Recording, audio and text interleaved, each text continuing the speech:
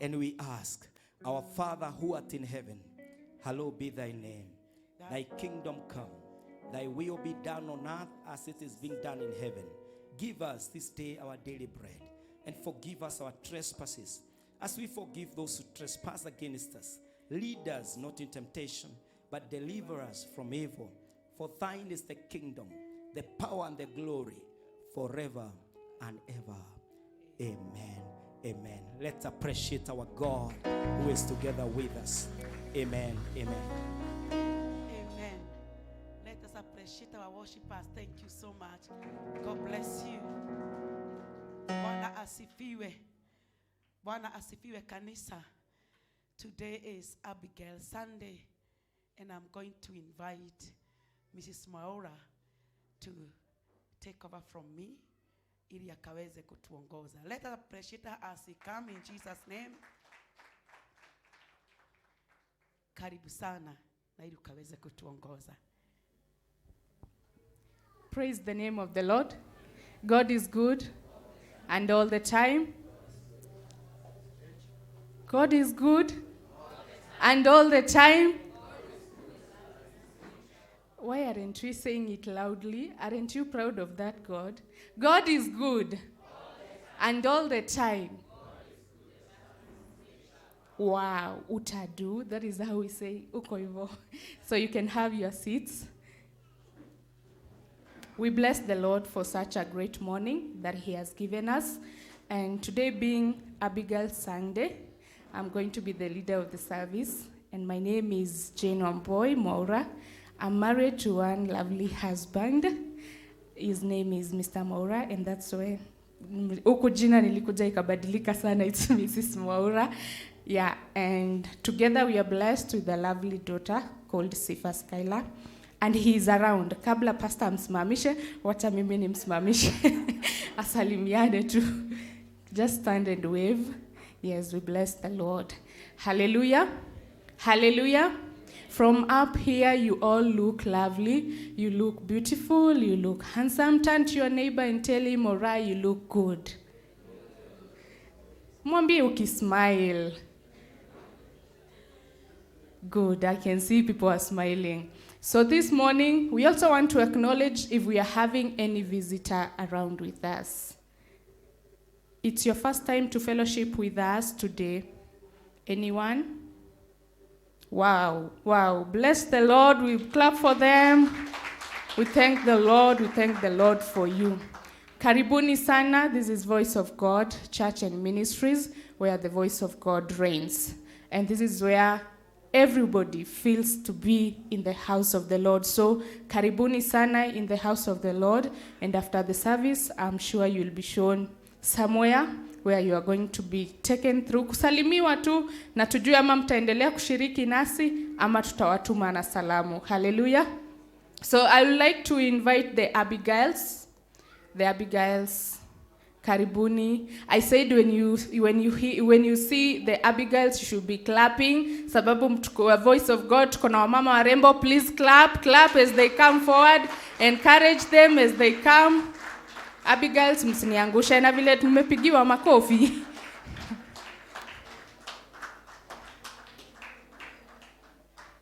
Msichoke kuwapigia. Clap for them until they are here. They are beautiful people. Without them, Voice of God wouldn't be the same as it is. Sindio? Sindio? Yeah, we give credit where it's due. Hallelujah. Na tulisema Abigail wakionekana hapa, akina Shedi wanafaa kuwa wamekimbia kwa sababu ile wimbo tunataka kupiga hapa, it's not a normal one, eh? Because as women we know how much God works for us. Hallelujah. Hallelujah. Yes, so we are going to praise God. As we say, sifa na heshima ni zake. Hallelujah. Hallelujah. Na nyinyi mtatusaidia tu kwa makofi because lazima mtu encourage. Hallelujah. Na mimi napendanga amen. Tunasema amen sana. Hallelujah. Imagine it's only today you are seeing Mrs. Maura here akisema tu hallelujah. Hallelujah. Yes. Heshima na sifa twakupa e Bwana. Heshima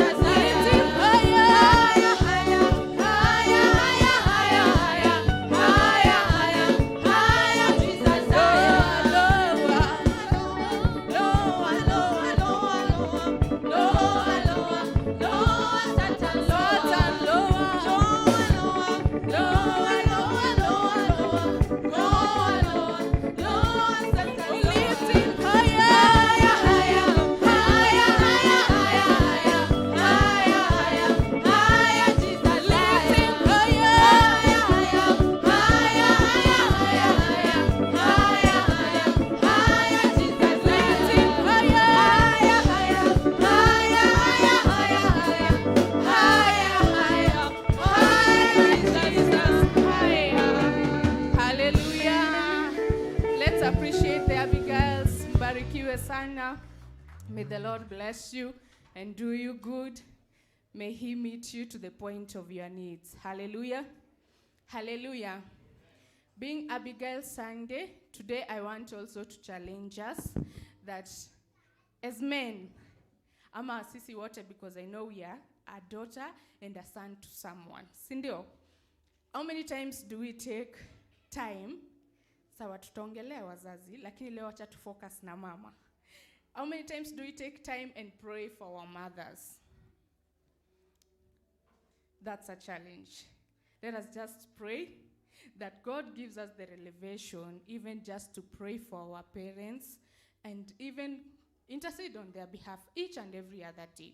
We don't know the battles that they fight. And if you are a parent, you can imagine the battles that you are fighting for your child. So how much more are our parents even fighting for us? Because we know of parents who still even fight for us even as we are adults. Sindio?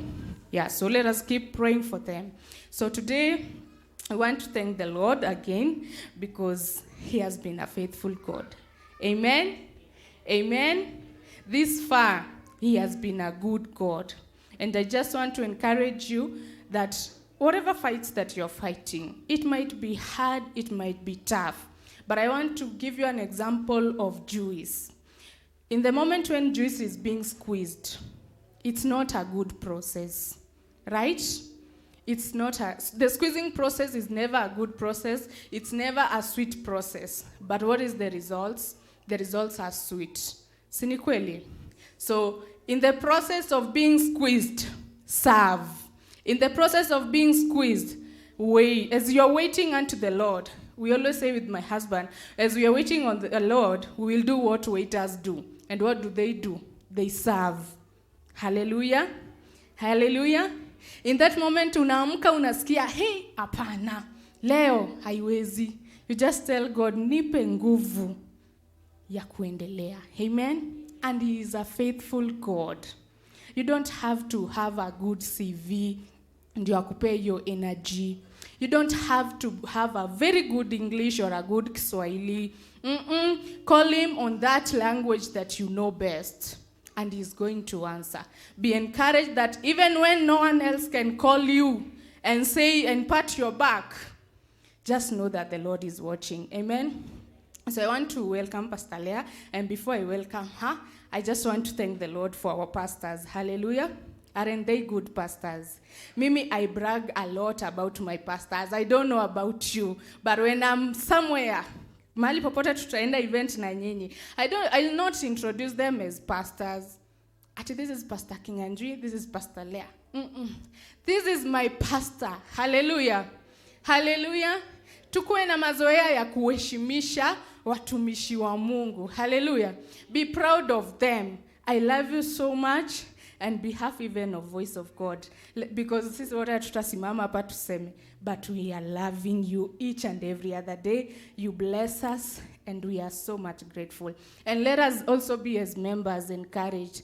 Pigia pastor one of the days. Usimpigie tu kimwambia, mtoto wangu ni mgonjwa. Pastor ninaenda interview kesho. Can we have mazoea? Yeah, you can call pastor and ask him, Pastor Kinyanjui, how are you doing? How is the ministry? We love you so much. Do you know how much you encourage me? When you stand there, I see a father and I see a priest. Hallelujah.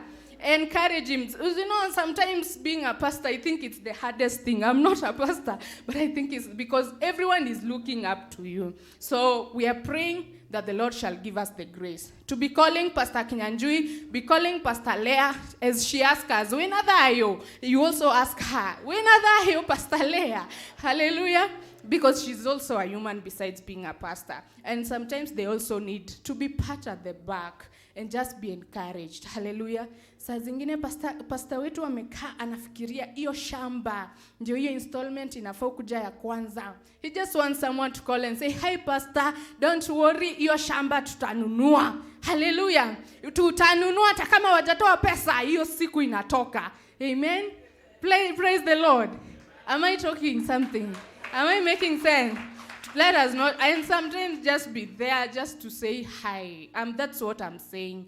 Don't just be there anytime you're in need. Amen? He is our father. Na sababu alikubali wito ya kukua baba yetu, tumkubali kwa njia zote, tukiwa na shida na tusipokuwa na shida. Amen. And Pastor Kinyanjui, be ready to be receiving our calls every day. Because I know from today we shall call him. Sindio? Hallelujah. Do we agree we shall call Pastor and say hi? Hallelujah. Say a good amen if you mean it. Yeah, so karibu sana Pastor Leah, and thank you so much for being a good mother unto us. We emulate from the best. Let's appreciate her. She sees. Amen. She's such an encouragement, and I mean she's such an encouragement.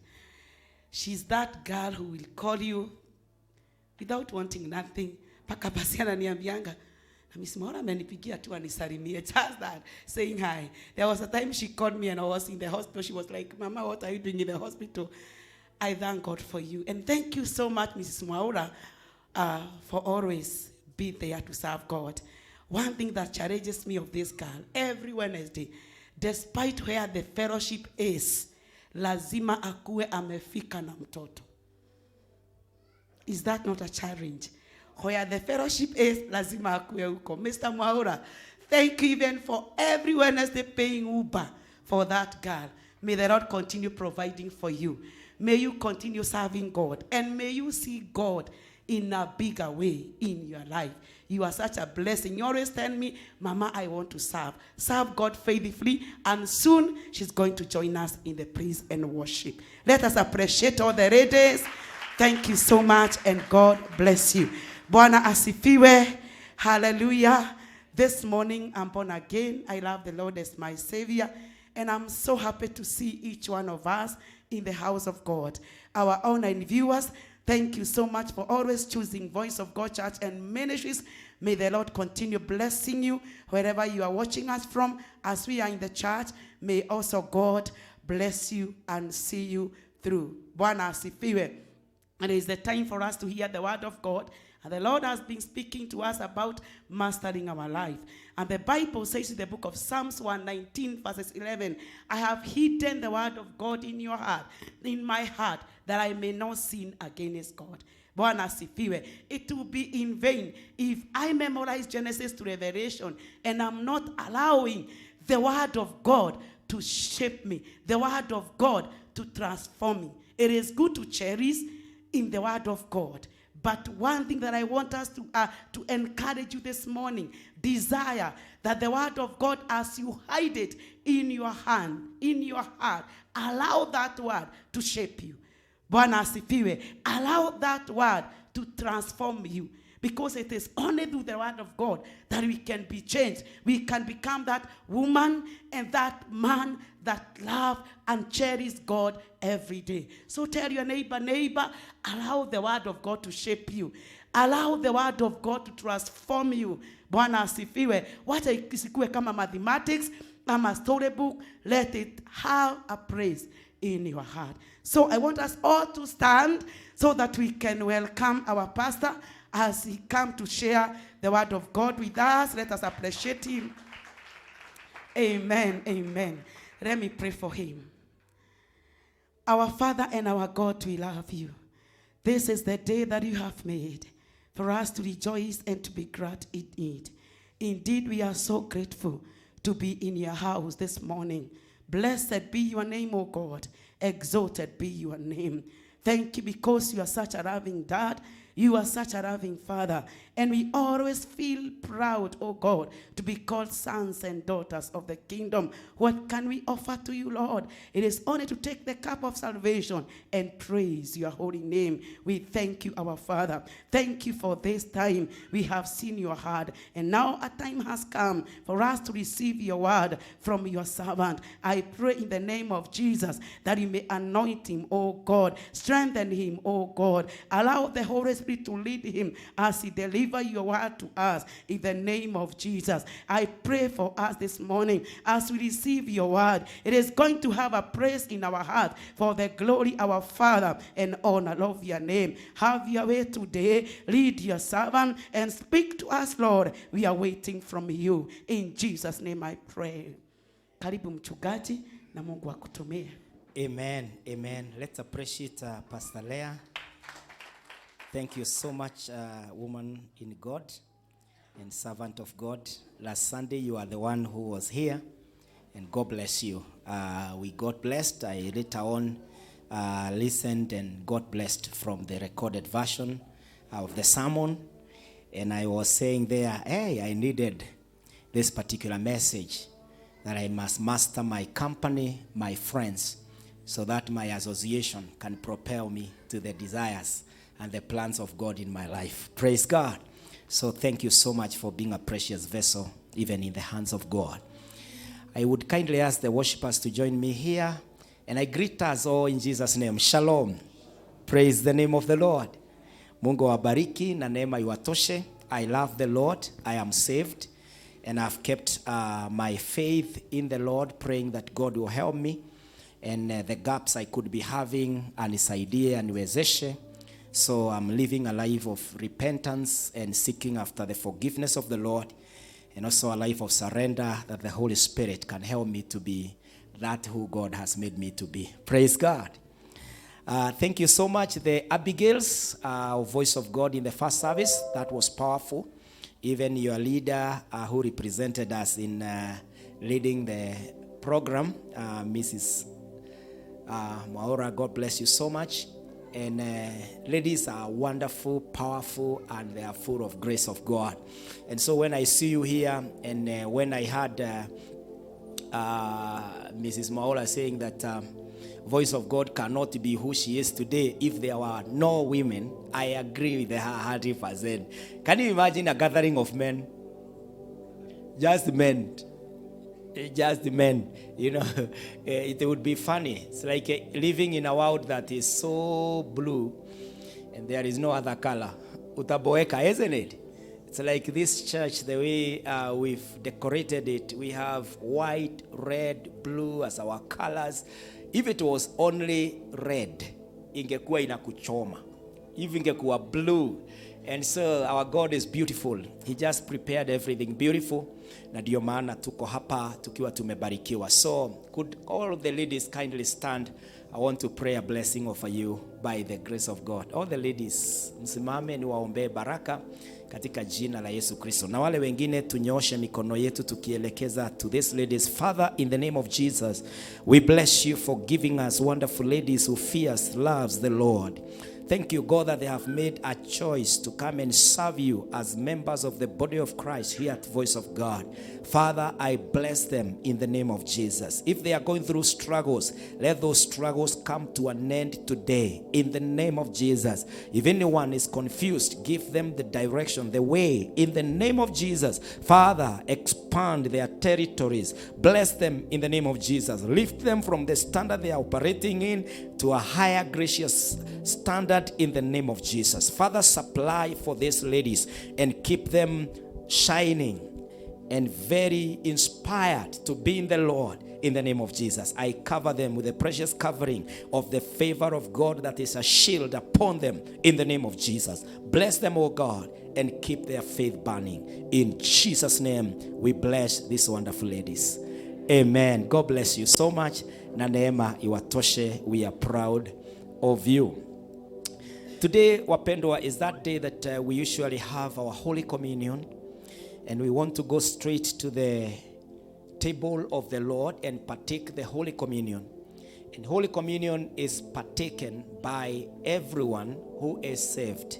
If you are in the Lord, Jesus said, do this in memory of me, that I paid the price, and I said you will now access our Father because I'll become the mediator. The mediator between man and God is our Lord Jesus Christ. And I want us to read from the book of Matthew chapter 26 and verses 26. The Bible says, Matthew 26:26. Tunapofungua pale, ningemuuliza Mr. Patrick, Mr. Peter, and also Pastor Leah to move to where we serve our elements from, so that in the interest of time, we are able to do this service by the grace of God. The Bible says this in the book of Matthew 6 and Matthew 26, verse 26. While they were eating, Jesus took bread, And when he had given thanks, he broke it and gave it to his disciples, saying, "Take and eat. This is my body." Then verse 27, then he took a cup, and when he had given thanks, he gave it to them, saying, "Drink from it, all of you. This is my blood of the covenant, which is poured out for many for the forgiveness of sins."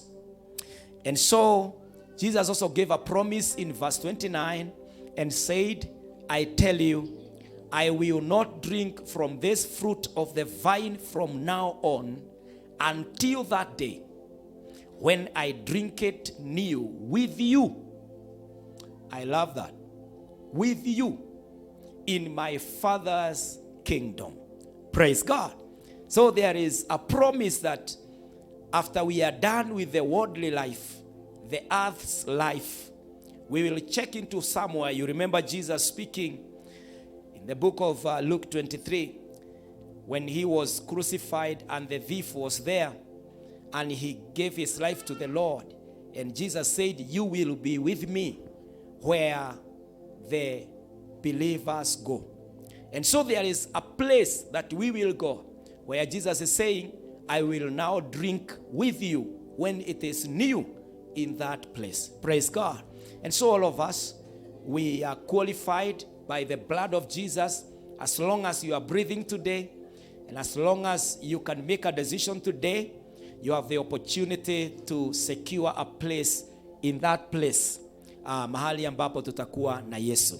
Take a moment and bow your head down and tell the Lord, "Father, I pray that even after this one, I will be able to fellowship with you in the new order, in that place, in the name of Jesus." Mwambie Mungu, nisamehe, wokovu umegaramika, lakini Yesu naomba unisaidie that I will be able to do your will, even Lord, as I remember this covenant. Oh Lord, help us, oh God, that we will not be religious in this, but it is very personal.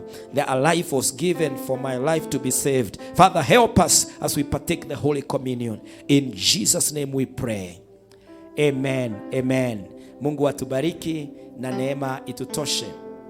Tutaanza na mkate na tutaletewa mkate, baadaye tutaletewa kikombe, na alafu nitawaongoza katika kupokea pamoja, na Mungu atatubariki akitujalia.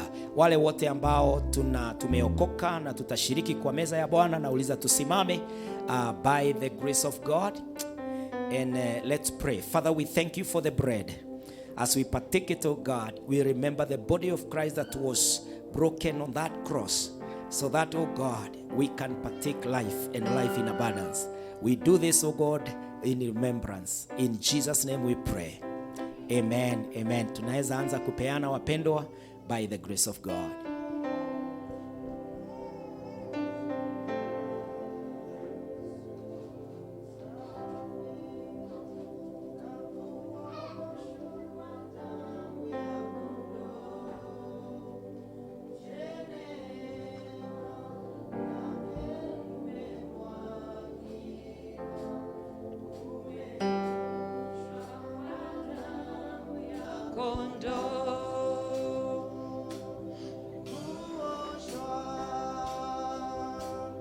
Kwa damu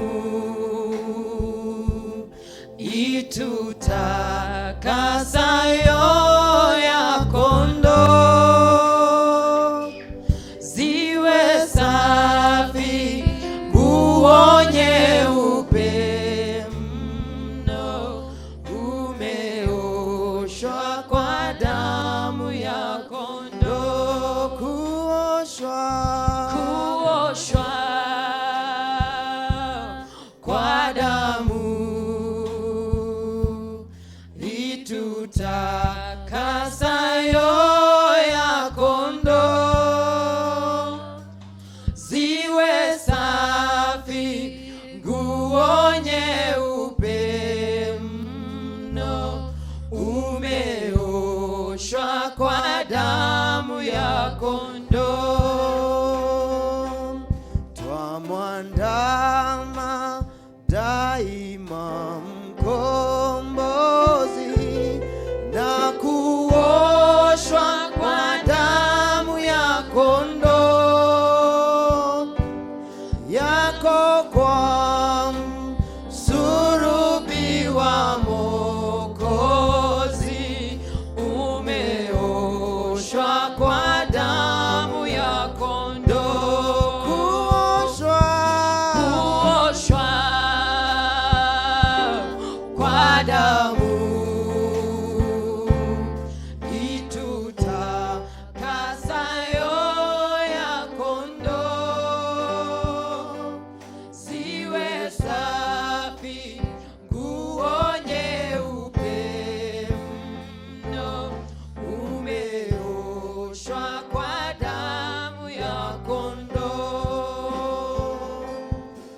Atakapo kuja bwana harusi, uwe safi kwa damu ya kondoo. Nguo ni kijito cha tiririka, na uoshwe kwa damu ya kondoo. Kuoshwa kwa damu itutakasayo ya kondoo, ziwe safi nguo nyeupe mno, umeoshwa kwa damu ya kondoo. Kuoshwa kwa damu itutakasayo ya kondoo, ziwe safi nguo nyeupe mno, umeoshwa kwa damu ya kondoo.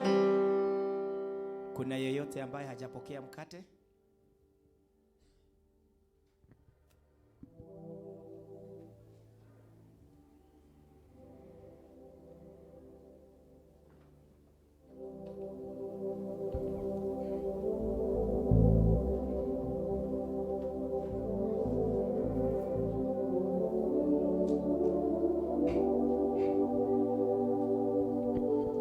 Basi kama zote tumepokea mkate, tule pamoja tukikumbuka gharama ya kusulubishwa kwa Yesu ili tupokee wokovu.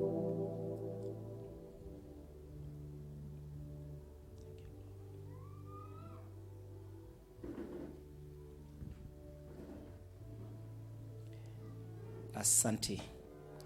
Kuna yeyote amepitwa na kikombe?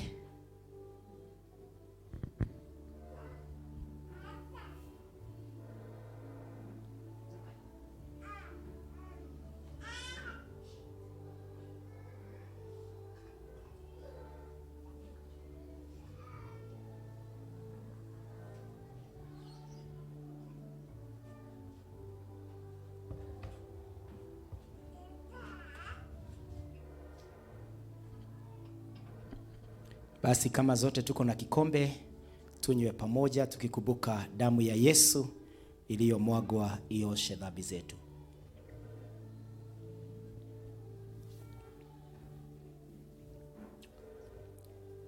Our God and our Father, we thank you for the precious gift, the Lord Jesus Christ. Thank you for your love, that you so loved the world and gave him up, that God, we can have a life now in you. We pray that you may help our lives, that we can reciprocate by living a life worth the calling and the death and the resurrection of Christ. We are thankful, and Lord, see you in the next world, where we shall have this with Jesus when it shall be new. This is our desire and prayer. In Jesus' name we pray. Amen, amen. Mungu awabariki wapendwa, na neema itutoshe. Thank you the worshipers, and thank you each one of us.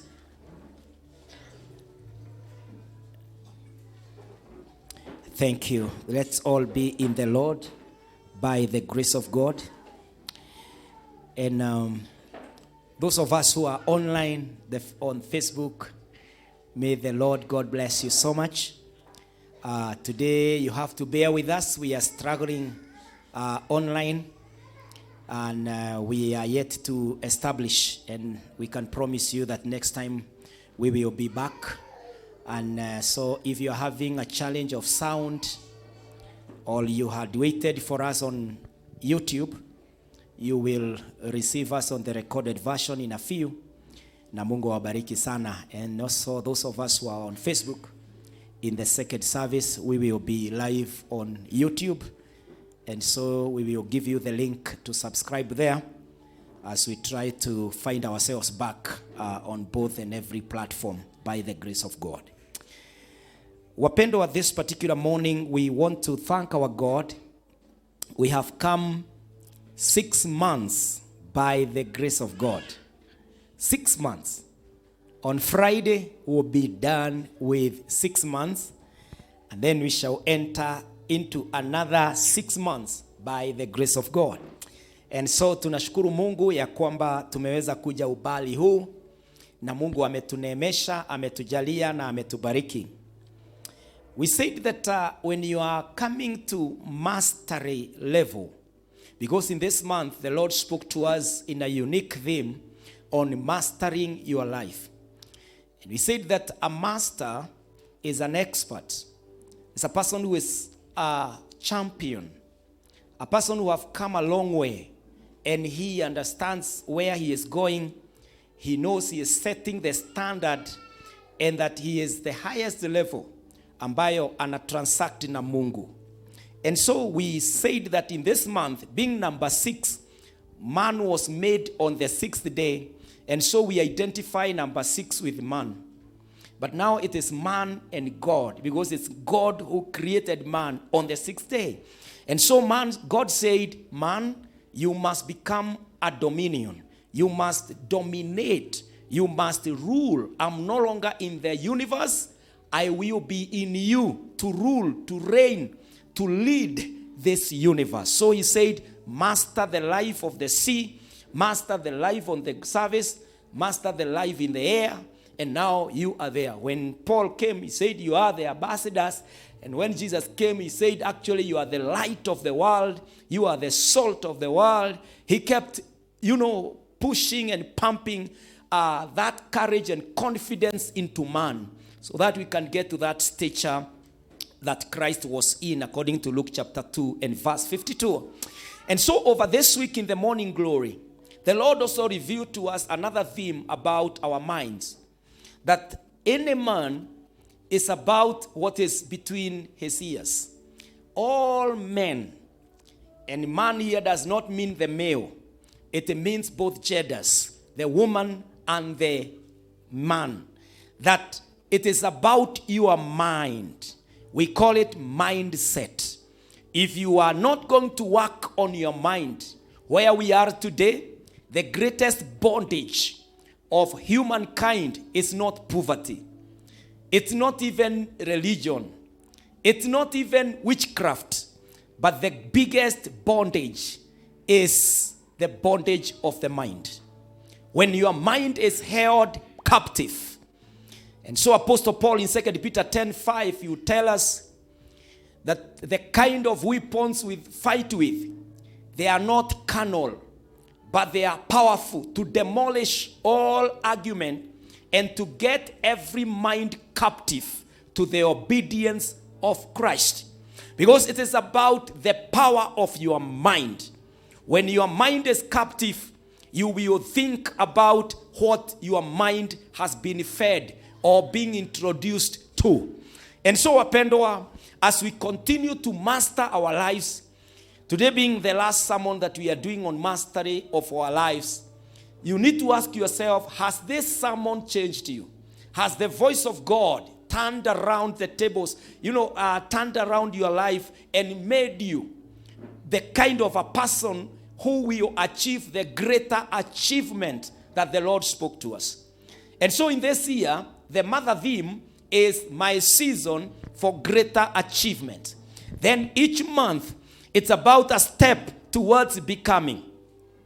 And so if you miss a link in that chain, you might have a shorter chain and you may not enjoy the whole joy that was meant for you. Na kwa hivyo ni vizuri kujiuliza, at every revelation of the word of God, are you being able to switch yourself on so that you are able to partake, to understand this word? So as I speak to us, we are on masters. How do we get to polish and make sure that we get connected to this message? We thank God for the technology.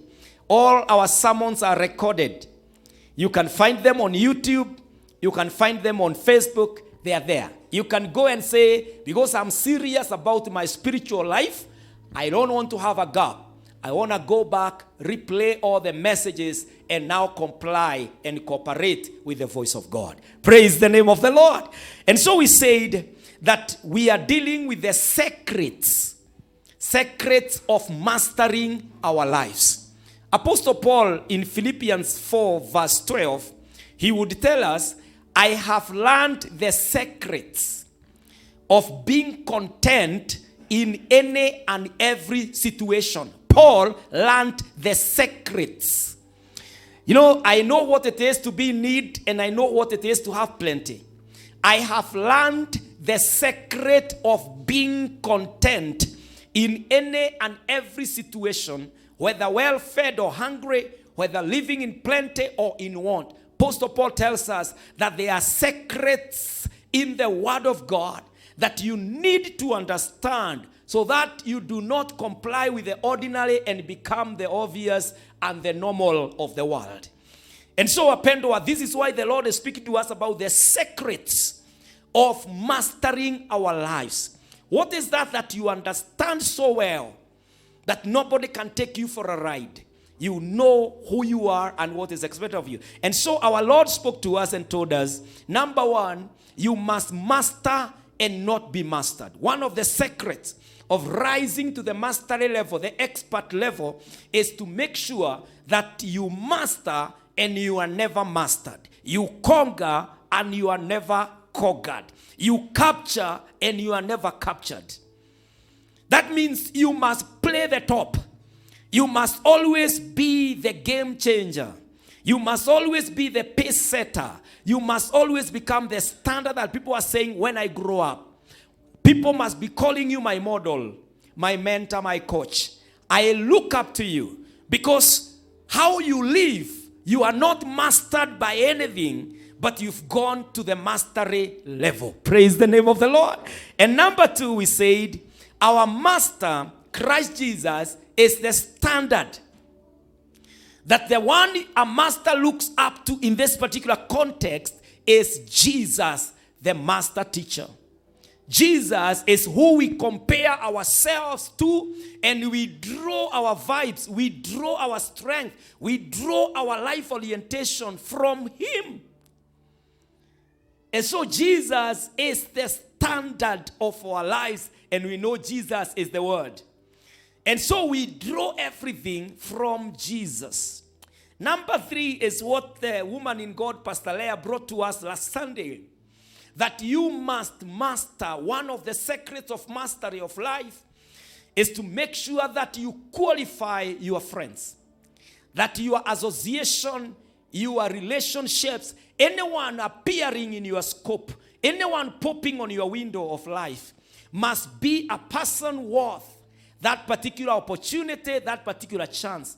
Anyone who speaks on you or about you, mtu ambaye atasema huyo ninamjua, lazima aseme anajua nini. And whatever they know must be an addition. They must be pushing us towards the best that is in us by the grace of God. Praise the name of the Lord. And so he said, a master does not respect. Remember, God is the Lord. Lord means master. Lord God, Master God. And so God being the master, he says, I am not a respecter of persons. God does not respect kwa sababu ni umati umetokea ati ana uheshimu hapana. You must qualify that respect. You must earn it. So anybody coming into my life, he or she must qualify herself or himself kwa nini aitanishwe na mimi, kwa nini ni mcall, na kwa nini ni msaidie, kwa nini yeye achangie katika maisha yangu. So many people are hostage of their friends. Mtu anajua huyu anipeleki vizuri, lakini kuna vile mumetembea mpaka sasa huwezi toka. Masters, they must now declare their space and they must walk and work with who is in their vision path. Praise the name of the Lord. Kuna watu lazima uache, na wakisisitiza sana uambie my friend, achika. Ukiachwa, achika. Angalia your neighbor, mwambie please, ukiwaacha waambie waachike. Wakikuacha na wewe uachike. Pia nami na kuacha achika. You know, if it shall be required that I say na kuacha achika basi, because I am on a path of mastery. When you are doing your masters, you must interact. You know, when I was doing that level of master's degree, at master's level, it is the world of research. It is where you interact with every writing of another author. And you are coming up with a very qualified idea and view. You have read every book of that area that you are mastering. You are becoming an authority in it. Praise the name of the Lord. And so you must master your life by making sure that the company you attract is a company that comes to add and to make your life better and for the glory of God. Number 4 today. A master must qualify his presence. Everywhere you check into, it must be qualified. Why am I in church today? What does my presence mean in this particular hour? Why am I present online on particular social media platforms? Why did I anyway show up? Why am I a family man? Your presence must be qualified. Praise the name of the Lord. You are a man, you are a woman on an assignment, on an agenda. When you check into somewhere, there must be a very convincing, persuasive reason why you showed up. Praise the name of the Lord. Go with me to the book of Psalm 1 and verses 1 to 3. Qualify your presence. We are on secret number 4. You must qualify your presence. The Bible says, blessed is the one who does not walk in step with the wicked, that is presence, or stand in the way that sinners take, that is presence, or sit in the company of mockers, that is presence. But whose delight is in the law of the Lord, and who meditates, your presence in the word, meditates on his law day and night. And verse 3 says, that person is like a tree planted by streams of water, which yields its fruit in season, and whose leaf does not wither. Whatever they do prospers. Praise the name of the Lord. Qualify your presence. The Bible says, blessed is the man whose presence is not in the counsel of the wicked, whose presence is not in the way of sinners, whose presence is not in the seat of scoffers. His presence is in the word, in the law of the Lord. Ukimpata, his meditation, his delight is in the law, in the word, in the presence of the Lord. Praise the name of the Lord. Your presence matters a lot. Mulikuwa na nani? Muliongea nini? Utaenda wapi? Iyo mambo yote. Make sure as a master, you are where your presence counts. You are where you cannot be ashamed of saying, I was with so and so, or I left so and so. My presence was there before, but I withdrew it because my presence matters. Praise the name of the Lord. Uwepo wangu unafanya jambo. Proverbs 22:29. The word of the Lord says this. You care about your presence. The Bible says in Proverbs 22:29, do you see a skill? 22:29, not 22:22. 22:29 says, do you see a man skillful? Do you see someone skillful in their work? They will serve before kings.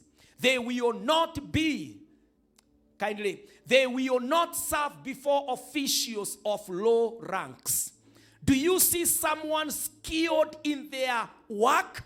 A master is a person who have mastered his skills. It's a person ambaye ameinuliwa, amequalify. Remember we talked about the 4 stages for you to become a master. We talked about coming from novice, going to experience, all the way to the last 4th level. That is about an expert, which is the masterly level. And so as you go up, you are gaining skills. And so the Bible says, the presence of a skilled man, he will stand before kings. He will not operate at the level of, ranking ambayo ni ya watu wa chini. Praise the name of the Lord. A master, your presence must be before who is who. Your level is the law of kings. It is the law of determined dominions. It is the, your place is that level ya mambo makubwa. You must qualify your presence. Angalia mwenzako muulize, huwa una hang around na nani? Your presence, does it matter? Ile street unapitia, mahali unasimama, does it matter? Ikisemekana ati hili jambo likitendeka hata nani alikuwa hapa, will you be ashamed that ulikuwa hapo hiyo ikitendeka? What did you say wakati hilo jambo lilitendeka? You must qualify your presence. Praise the name of the Lord. While you are in the church, qualify your presence in the church. Don't just be present, but be present for an experience. Be present for a contribution. Be present not just to be there in the church ya kwamba hata tukimaliza ibada ujulikani kama upo. No, your presence must be qualified. Praise the name of the Lord. Siwezi kuwa mahali na mapepo bado yananawili, yanaendelea kubobea. As a pastor, my presence is expected to do something. Praise the name of the Lord. Watu naingia kwa mkutano wanauliza nani atatuongoza kwa maombi, na mimi ni mchungaji nakaa hapo, siwezi simama mara moja na niseme let's bow our hands for word of prayer. Then my presence is not qualified. You are not sure of who you are, of what you want to do. And so this morning, as we become masters in our lives, we must put effort and say, is my presence counting? Praise the name of the Lord. The number 5 of secrets of mastering your life is leave nothing to chance. Test everything. Leave nothing to chance. Test everything. Question everything. Put it to examination. Examine everything.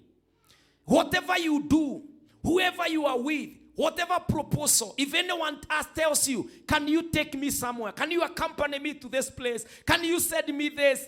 Ask a question. Test everything. A master. Because you are expected of so much. Your presence mahali huyo mtu anakuambia uende, it counts, it must be qualified. So you must ask that question. Tunaenda kufanya nini? Tunaenda na nani? How long will it take? What's the mission? What's the agenda? So that you may prepare yourself for whatever it is that your presence will be asked to qualify on. And so friends, leave nothing to chance. Test everything. 1 John allows us. In 1 John chapter 4 verse 1, the Bible says, dear friends, do not believe every spirit, but test the spirits to see whether they are from God, because many false prophets have gone out into the world. Dear friends, do not believe every spirit, but test the spirit to see whether they are from God. Because many false prophets have gone out into the world. And so mtu akisimama na kukuambia ati anaonyeshwa Kaide utanipatia Malachi chapter 3 verse 10. Malachi 3:10. Mtu akisimama hivi na kukuambia nimeonyeshwa ukiwa hivi, mwambie my friend, thank you for the message. Allow me now to enter into the laboratory for more tests. Praise the name of the Lord. I want to put the blue litmus paper to know whether it is acidic or alkaline. Praise the name of the Lord. Unapima vizuri, una test. Unailetea mpaka pastor, unamwambia pastor, nimekuwa na hii doto. Kuna mtu anililetea hii doto. Ni kweli vile ananiambia inaweza kuwa hivi. You are subjecting that to credible tests. You want to examine because you must qualify. Praise the name of the Lord. You are a master. You must subject them to tests of research. You must seek to the very verification for you to validate it, to say that this thing is mine or this thing, I dismiss it. Praise the name of the Lord. You know, the Lord himself, he asks us even to test him. Look at Malachi 3. He tells us, put me on the test, friends. He says this, bring the whole tithe into the storehouse. This is the way to test God. Bring the whole tithe into the storehouse, that there may be food in my house. Test me in this. Test me in this. Examine me in this. Says the Lord Almighty. What will you find? The outcome when you bring your whole tithe must be this. And see if I will not throw open the floodgates of heaven and pour out so much blessing that there will not be room enough to store it. Praise the name of the Lord. The Lord himself says, I'm not beyond testing. Testing is that serious that even the author of life himself must be subjected to test.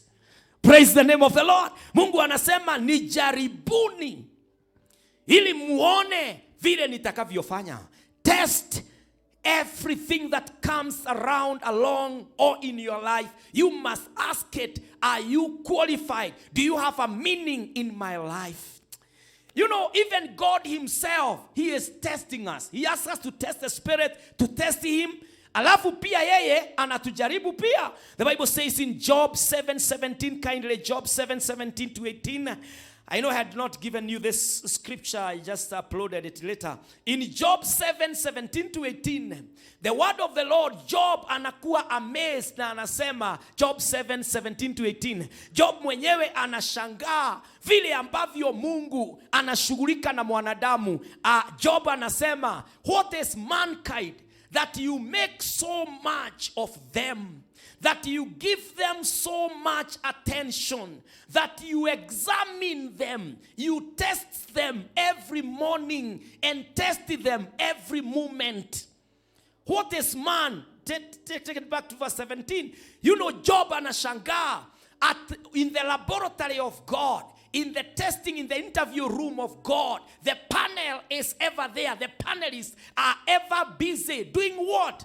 Mpaka Job anasema, what is mankind, O God? That you make so much of them, that you give them so much attention. Praise the name of the Lord.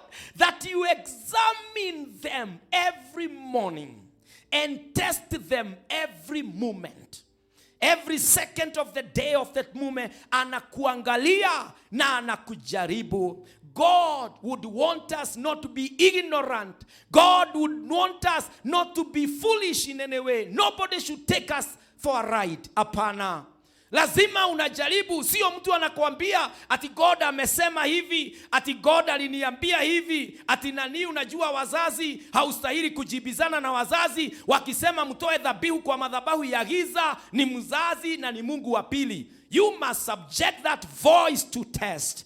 Praise the name of the Lord. For you to be able to undertake or to be counted amongst that family memberhood. Ya kwamba ati kama mzazi anasimama anasema kama wewe umezaliwa nyumba hii lazima tuende kwa shosho akatubariki na pombe. My friend, you must stand out to be counted. You must qualify your presence in that family. Praise the name of the Lord. Lazima una test, is this the spirit of blessing? Because there is no blessing until the Lord uses that vessel to deliver the blessing. Blessings are mediated. Blessings are through agents. Agents do not own what they talk about. Agents, they lead you to getting what you want. Agencies don't own anything. Praise the name of the Lord. And parents are agents. They delivered us into this world. Otherwise, we could have been born by Chinese mothers. Sahi ningekuwa nasema chui chui chui chui God. But the Lord decided to favor my mother and my father that I could be the Kenyajui I am today. But they do not own me. My source is from God. Jeremiah 1:5, I knew you before you were conceived in your mother's womb. God holds my destiny. Jesus went ahead to prepare a place for me. My parents are not counting anywhere. They were vessels. It was an honor and a privilege. So if they do not submit to the Lord, praise the name of the Lord. Ephesians 6 says, children, obey your parents in the Lord. Praise the name of the Lord. It is not left ati wacheze wakisema unajua sisi ndio miungu tutakuachia laana. We know ni nani huwa anafanya laana ikue. Otherwise kama watakulaani kwa sababu ya vile unapenda God, hiyo itaslide tu. Praise the name of the Lord. They are agents. Ni kama agent akikwambia utatoka kwa hii nyumba. Ni kama agent akikwambia hautawahi kaa kwa hii nyumba. Ukikutana, if you are privileged to meet with the landlord na haukuwa na hatia, utaishi kwa hiyo nyumba. Lazima agent ataenda akisonganga. The same. And so we are master should not subscribe to fear. Fear is one of the greatest enemies to man. And it is man-made in the mind. And so, friends, we must be people who are saying, I will not leave anything to chance. I must test everything. If it qualifies 101%, I will comply. I will cooperate and I will do it. Praise the name of the Lord.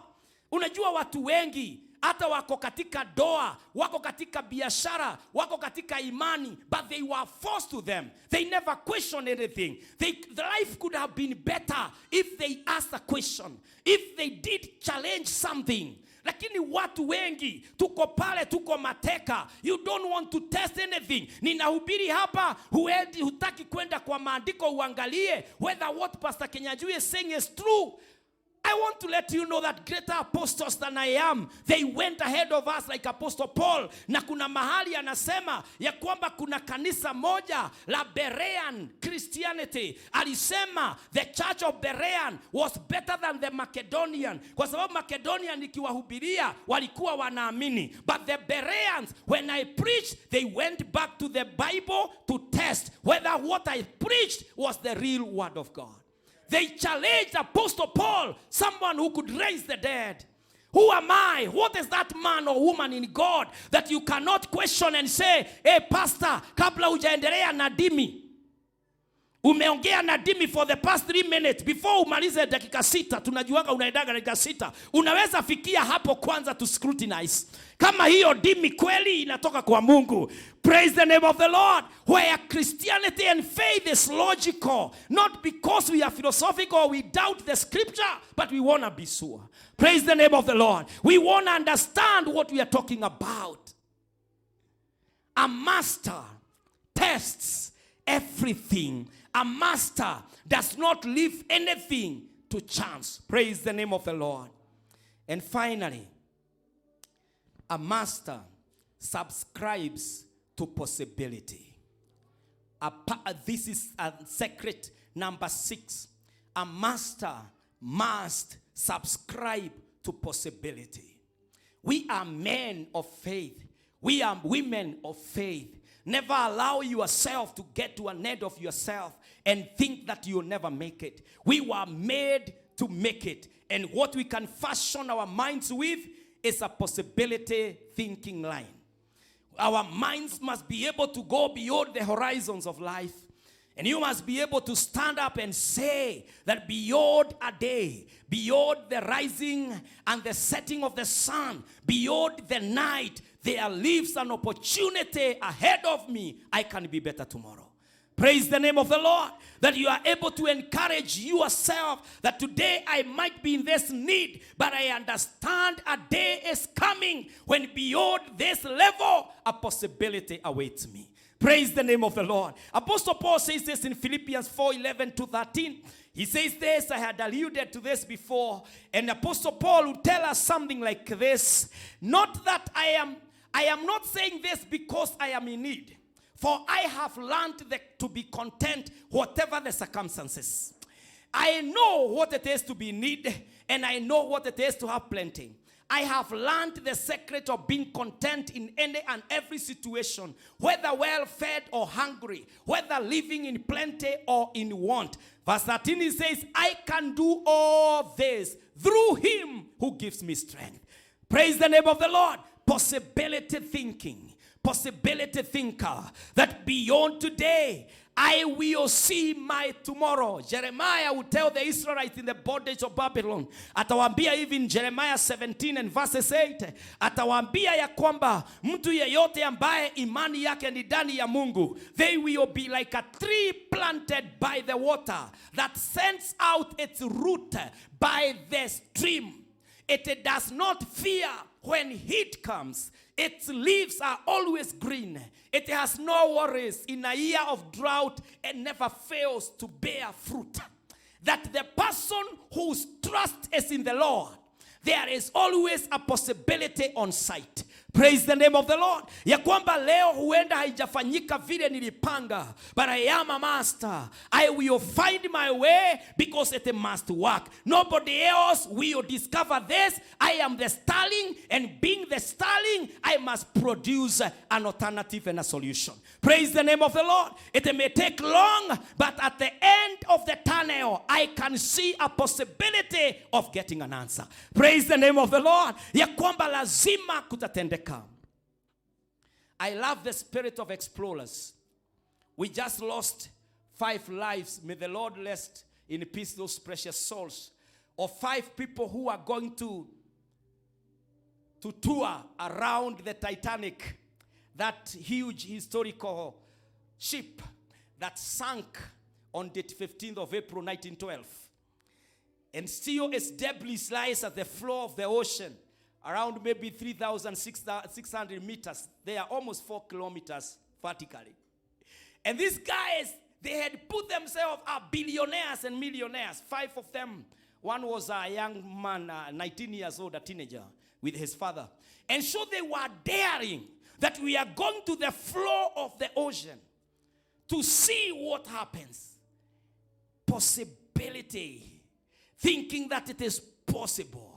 How about we, the men and the women in God, when we know hatubahatishi, ni Mungu alisema na itafanyika? We must be men and women who speak of things that are not as if they are. Praise the name of the Lord. Because there are lies in the horizon. A possibility that it will come to pass. Praise the name of the Lord. Having faith ni leo hauna kazi, lakini kesho the Lord ambaye alikupatia hicho kipawa, he will position you. Knowing that today your marriage could be struggling, but there is one who authored marriages na ako pale. Knowing that today you are weak and sick, but tomorrow the healer, Rapha, is on site. Possibility thinking. The mind of a master is that I will remain and sustain the best that is me by the grace of God. Praise the name of the Lord. So inue mkono wako mbele za Bwana umwambie Mungu, I pray that I can master my life now. That even as I step into the new month of perfection, the new month of God, in the month of July, ya kwamba Mungu, I will not disappoint. My weaknesses will not interrupt or disrupt me. In the name of Jehovah God, tell the Lord, Father, I want to qualify my presence. Everywhere I go, I must make sense. My voice must be heard. My effort must be recognized. In the mighty name of the Lord, mwambie Lord, I am not leaving anything to chance. I will test everything that comes along my path. In the name of the Lord, nitauliza maswali, nitajibiwa. I will take, oh God, a step that can be qualified. In the name of the Lord, mwambie Mungu, I subscribe to possibility, a life of faith, ya kwamba Bwana utatenda hata zaidi ya mawazo yangu. This is my prayer, our God and our Father. This we pray in Jesus' precious name. Amen, amen, amen. Wapendwa, let's become those masters. Let's subscribe to mastery.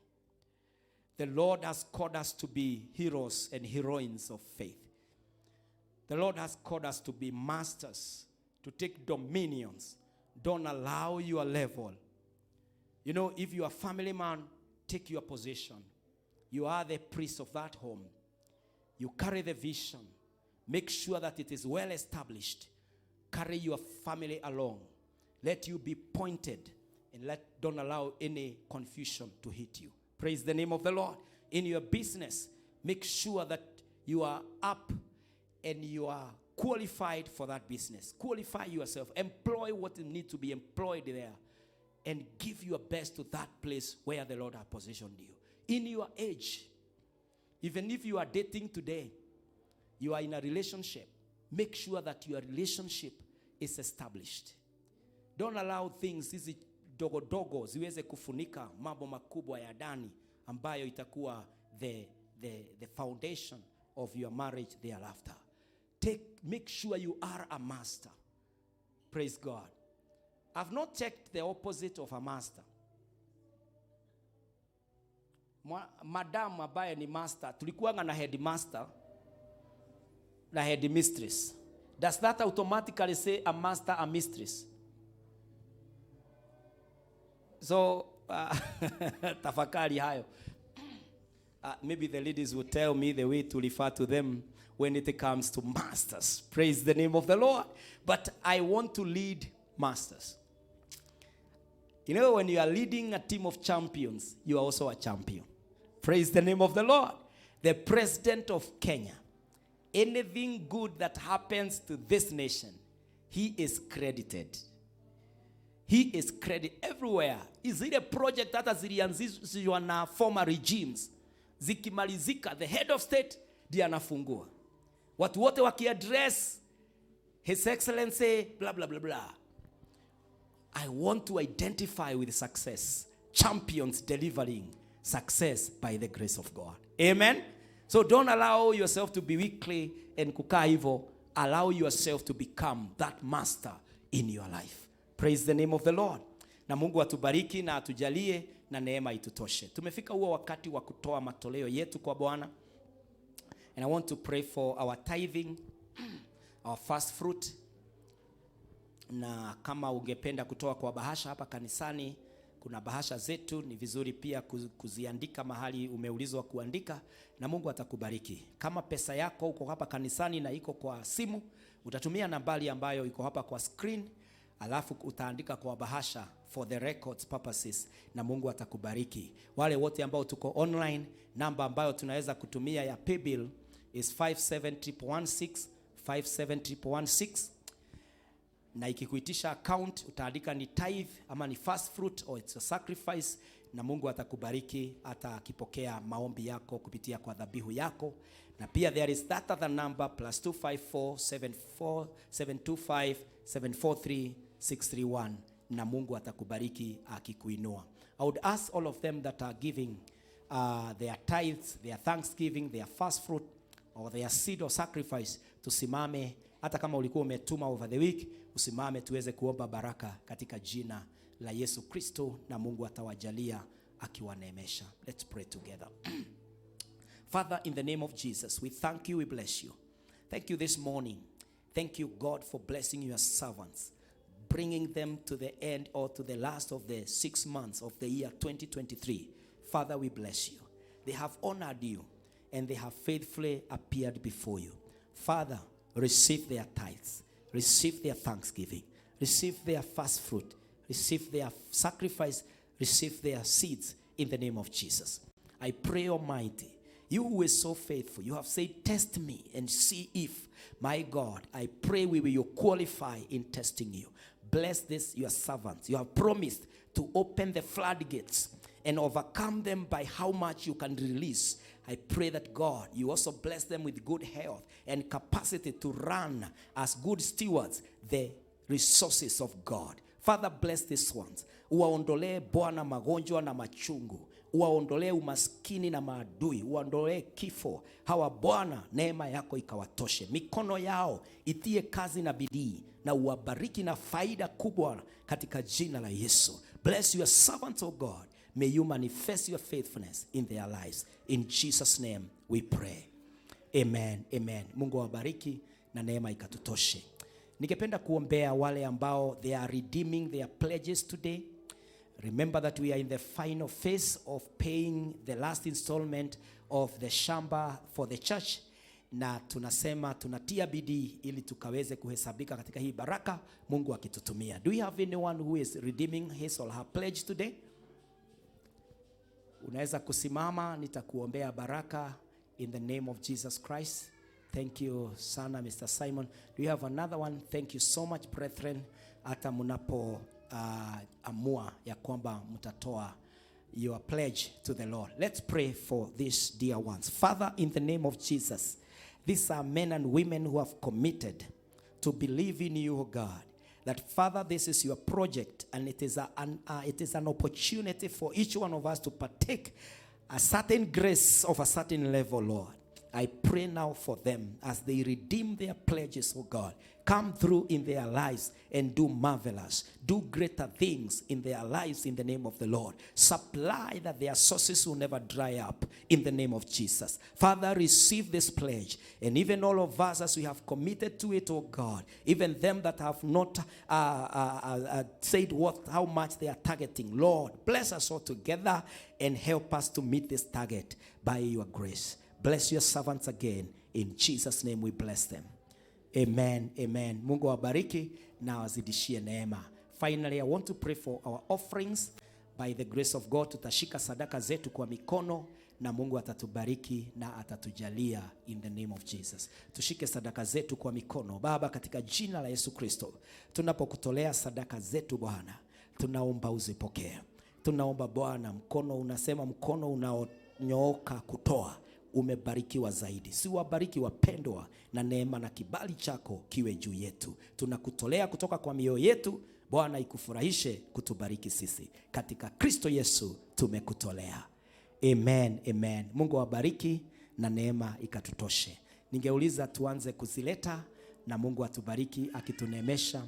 Na pia ningeuliza the lady who is bringing us, yes, Michelle, utatuletea matangazo by the grace of God. Kwa hivyo tukitoa matoleo yetu tusitoke, tutapokea matangazo ya kanisa.